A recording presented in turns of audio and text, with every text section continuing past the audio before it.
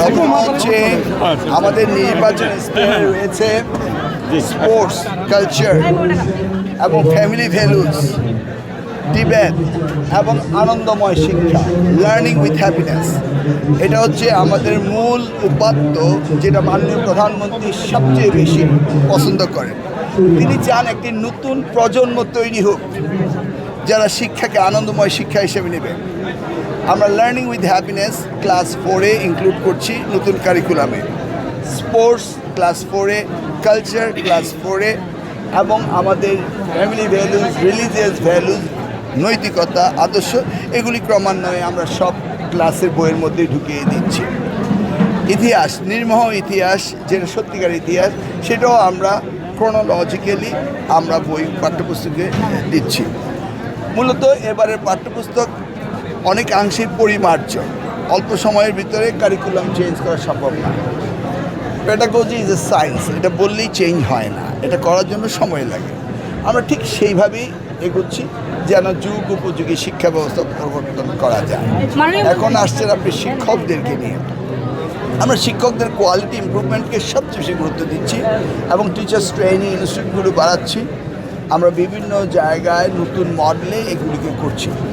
আপনি সরকারি এবং বেসরকারি প্রাথমিক বিদ্যালয়ের ভিতরে বৈষম্যের কথা বলছেন। ইতিমধ্যেই এই রোববার দিন আমরা বৃত্তি পরীক্ষার রেজাল্ট ঘোষণা করতে যাচ্ছি, যেটা বিগত সরকার এবং আওয়ামী লীগ সরকারও নেয়নি। আমরা সেটা নিয়েছি।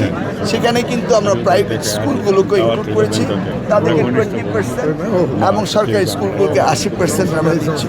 সামগ্রিকভাবে শিক্ষা সকলের অধিকার, সেই অধিকারকে আমরা সামনে রেখে কনস্টিটিউশনাল রাইটস হবে না, সকলকে সম্মতার ভিত্তিতে শিক্ষা ব্যবস্থা দেওয়ার চেষ্টা আমরা করছি। কোনো জটিলতা হয়নি।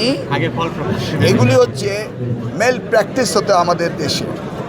একজন অপারেটর সে তার ব্যক্তিগত হিরোইজম দেখানোর জন্য বিফোর উই অ্যানাউন্স সে এটাকে পাবলিশ করেছে এবং তাকে পানিশমেন্টের ব্যবস্থা আমরা করেছি। ইনডিসিপ্লিন কোথাও আমরা বরদাস্ত করব না।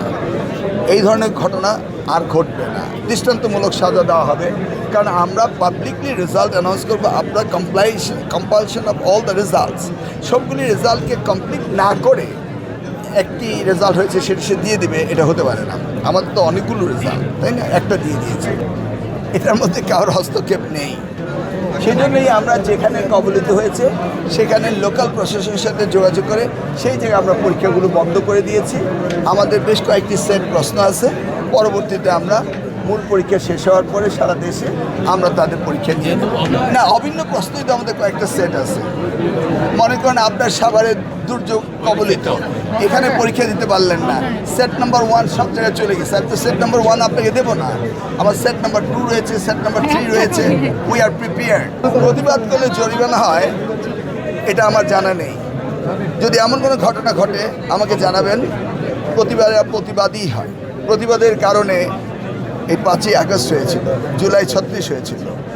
অন্যায়ের বিরুদ্ধে প্রতিবাদ করবেই, এবং সবচেয়ে উজ্জ্বল উদাহরণ জাফরুল্লাহ চৌধুরী।